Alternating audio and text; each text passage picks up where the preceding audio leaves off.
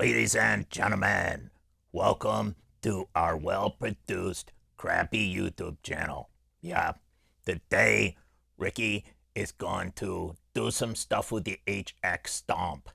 Now, the HX Stomp is a little magic box that replaces speakers and amps and pedals, and you don't have to pay a king's ransom to get great sounds. Ah, jeez. That's your cue. Forget it. Hello, Richard from budgetguitarist.com. Today is all about the HX Stomp and some of the sounds that I use. Now, in addition to doing my own music, I also like to cover music of the 50s, 60s, 70s, sometimes 80s. I thought it might be interesting to take a look at a few of the patches that I've been using and kind of talk about them a little bit. So sometimes in jazz music, there's a technique that jazz players play where they play octaves, right? And they move the octave all around and among different strings and stuff like that. And that style can be a little tricky to play. When it comes to playing live, one of the best pieces of advice I ever heard was legendary Queen guitarist Brian May. He was basically saying that the guitar parts he plays in Queen, they're not challenging him every night to like the top of his ability. He says, because you got a lot of other things to think about on the stage. You know, if you're playing something that's super, super hard for you, that's fine if you're sitting in a chair, but if you got to rock out and run around on stage, that's not going to work out too well. And people don't want to hear you flub, 10% of your notes. They want to hear another one bites the dust. They don't care how complicated the guitar part is. They just want it to sound like the record or the CD or the stream, I guess, these days, whatever the case may be. Anyway, so I made this patch for doing octaves to make it easier for me to play octaves on the Stomp, and it's just an octave divider.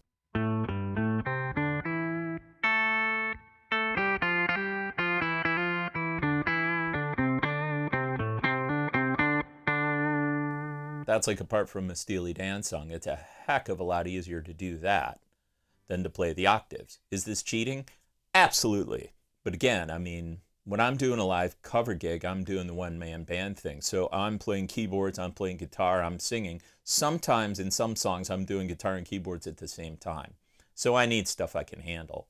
So this patch consists of a compressor, a simple pitch pedal, an amp, a cabinet, and a reverb.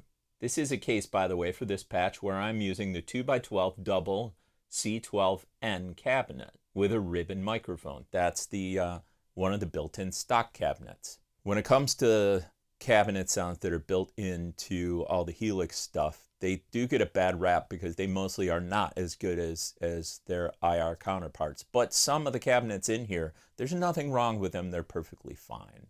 So, I mean, use what sounds good to you. Interesting thing about this, it sounds like pretty good.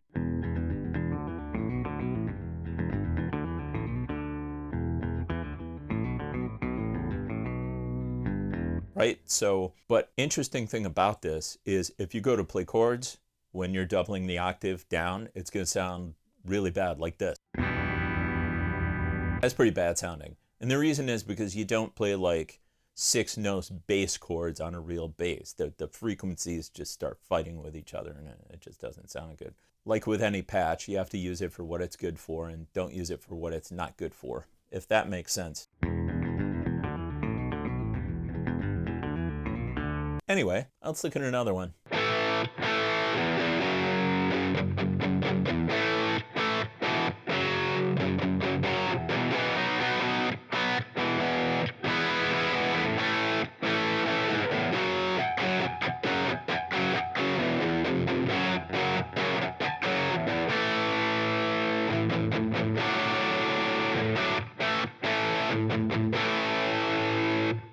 So this is the Benzin Mega, which I think is modeled after a Diezel amp, and it's kind of a neat distortion.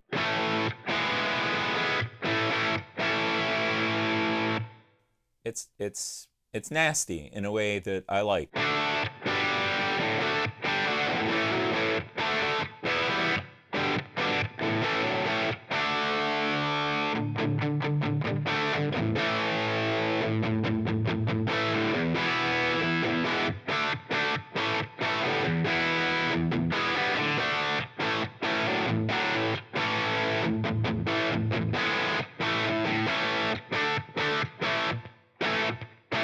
Got a nice snap to it.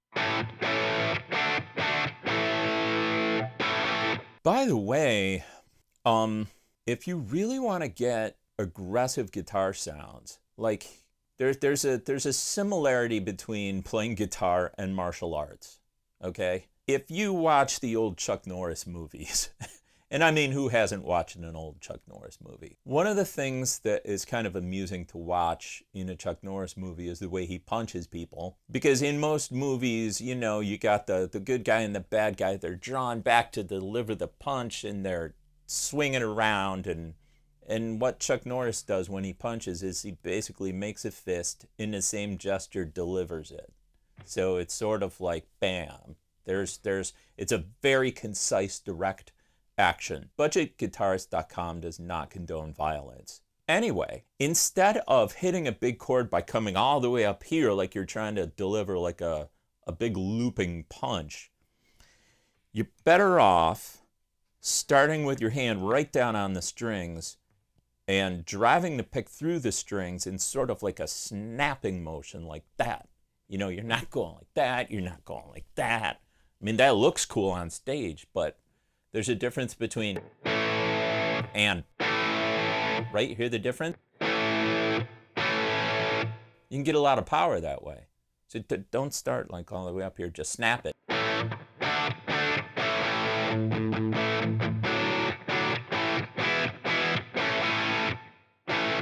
Anyway, let's look at another patch. This patch I think is super handy, and it's not going to sound like anything at all. As a matter of fact, you're barely going to hear it.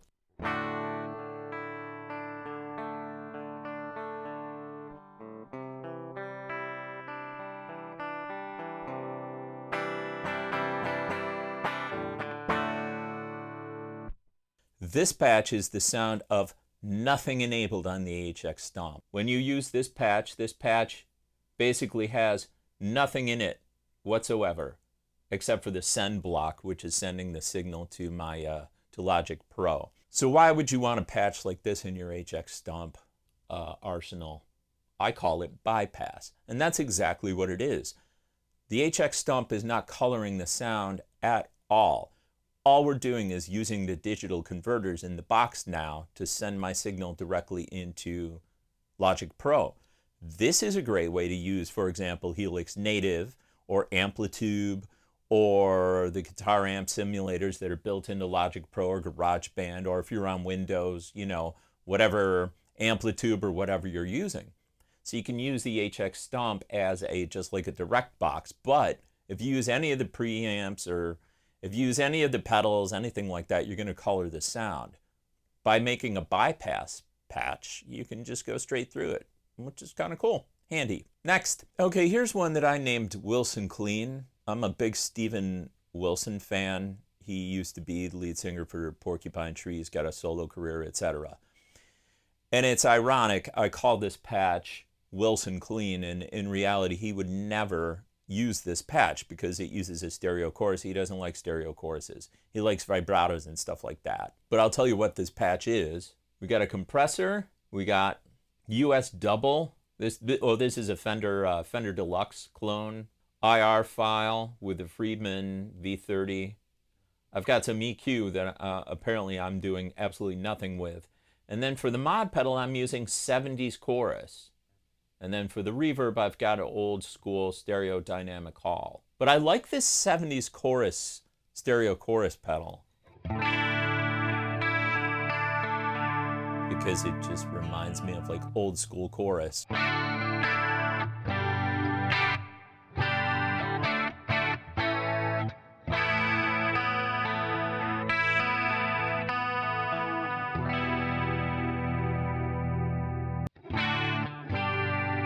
So yeah, I dig this one.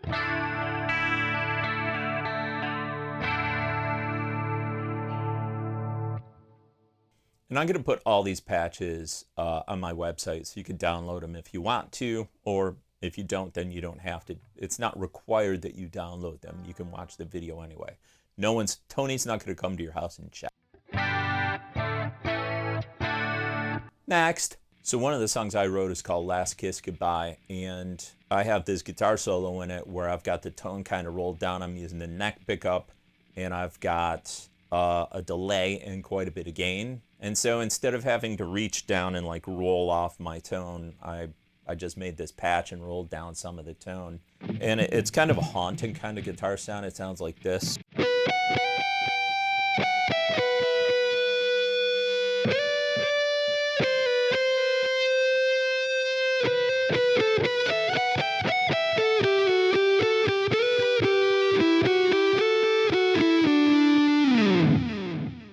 Anyway, I think that's a cool sound, so I'm sharing this patch. Next, okay, here's kind of a cool one. One of the tunes I cover is Fleetwood Mac Go Your Own Way, and for the guitar solo in that, he does a little guitar solo towards the end of the song that's just holding onto a note like for a real long time. So I had to come up with a patch that was distorted and sustained a long time. And so here's what the patch is. We've got a compressor set to 6-to-1. For the amp, I've got the Angle Meteor, which is hilarious because this is about as metal as you can get. And you don't think of metal when you think of Lindsey Buckingham, but this amp will give you a lot of sustain just out of the box, and mixed in with the track, it sounds really good. And then the cabinet is 4x12 greenback 25 built in to the HX Stomp. For the EQ, it looks like I'm boosting it a little bit. Reverb is the Glitz reverb, and it sounds like this. See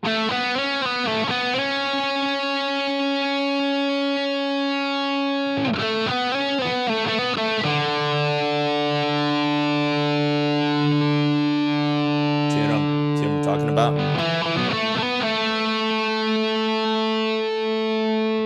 Anyway, it's got a nice, so I'll include that in the random patches collection here. How about one more? Okay, the name of this patch is HB Crunch 78. So this is like, it's a, with rock guitar with distortion, we started out like with the earlier Marshall amps, and people would overdrive the front of them, and then in the 80s at some point in time we got some really high gain stuff. But towards the end of the 70s into the 80s, that's when people were taking the JCM 800s and you know, putting tube screamers into the front and coming up with this really cool rock distortion that was more aggressive than what you heard in the early 70s.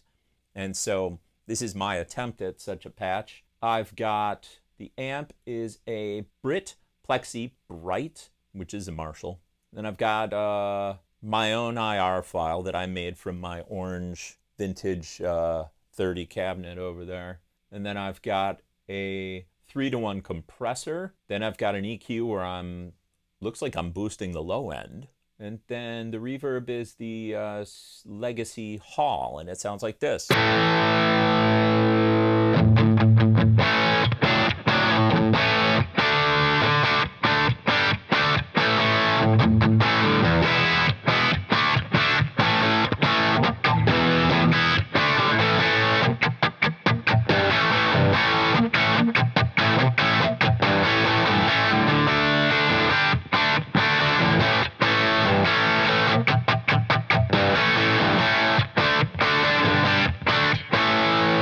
So I like that one. It's not really Van Halen because it's not a scooped sound. It's more like the Ace Frehley kind of old AC/DC sound, but maybe just a little more gain. And it's one of my favorite patches. Thank you very much for watching. Oh, I'm sorry, I forgot to say it. So there you go. That was some of my patches that I use. I love the HX Stomp. I feel like I've only scratched the surface. As I continue to learn about it and make new patches, I will continue to share them on budgetguitarist.com for free, as always. Thank you very much for watching, and I will see you next Friday. F5.